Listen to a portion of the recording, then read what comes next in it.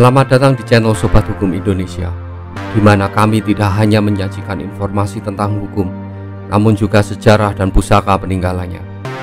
Sebelum melanjutkan video ini, mohon like, subscribe, dan komen, agar kami semakin bersemangat menyajikan informasi yang menarik dan bermanfaat. Kali ini kita akan membahas penggalan kisah tentang Aryo Penangsang, serta kesaktian keris Kiai Setan Kober yang sangat melegenda di tanah Jawa. Aryo Penangsang. Aryo Penangsang adalah salah satu tokoh yang berpengaruh dalam sejarah Jawa pada abad ke-16, terutama dalam konteks perebutan kekuasaan setelah kematian Sultan Trenggono dari Kesultanan Demak. Berikut adalah kisah lengkap mengenai Aryo Penangsang serta keris pusaka legendaris yang bernama keris Setan Kober.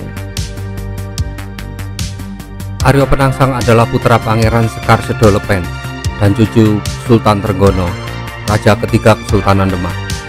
Pangeran Sekar Sedolepen terbunuh dalam persaingan kekuasaan, meninggalkan Aryo Penangsang dengan klaim atas tahta Demak yang kuat.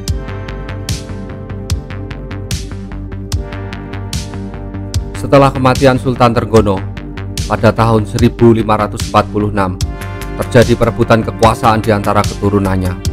Sunan Prawoto, putra Sultan Trenggono, mengambil alih tahta.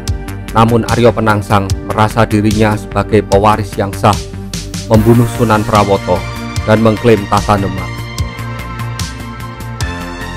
Perebutan kekuasaan ini menimbulkan perlawanan dari Hadiwijaya, seorang tokoh yang berpengaruh dan kemudian menjadi Raja Pajang. Hadiwijaya mengumpulkan pasukan untuk menghadapi Aryo Penangsang yang dianggap sebagai pemberontak. Keris Setan Kober. Keris Setan Kober adalah senjata pusaka yang dimiliki oleh Aryo Penangsang.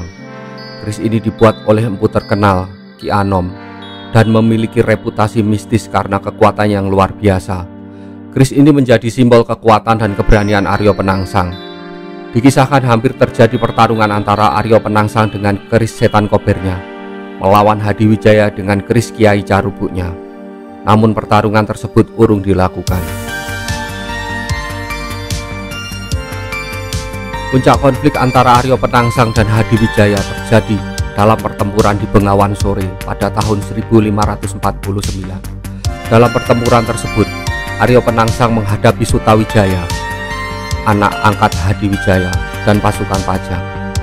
Dalam pertempuran tersebut, Aryo Penangsang merasa bahwa dia berhak atas tahta Demak, sementara Hadiwijaya mendukung Sutawijaya. Hadiwijaya menggunakan strategi dengan memberikan tombak pusaka Kiai Pleret berdapur Biring Wadon kepada Sutawijaya, yang konon memiliki kekuatan gaib yang luar biasa. Selanjutnya Sutawijaya ditugaskan oleh Hadiwijaya untuk menghadapi Aryo Penangsang.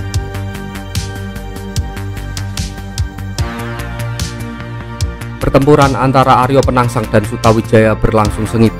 Dalam pertempuran tersebut, Aryo Penangsang yang terkenal dengan kuda kesayangannya Gagak Rimang dan kekuatan fisiknya yang luar biasa berhasil melukai Sutawijaya dengan keris Setan Kober. Namun nasib buruk menimpa Aryo Penangsang ketika keris Setan Kober yang diselipkan di pinggangnya terlepas dan menusuk perutnya sendiri saat ia menunggang kuda. Aryo Penangsang berusaha memasukkan kembali ususnya yang terburai ke dalam perutnya, namun akhirnya ia tumbang dan meninggal.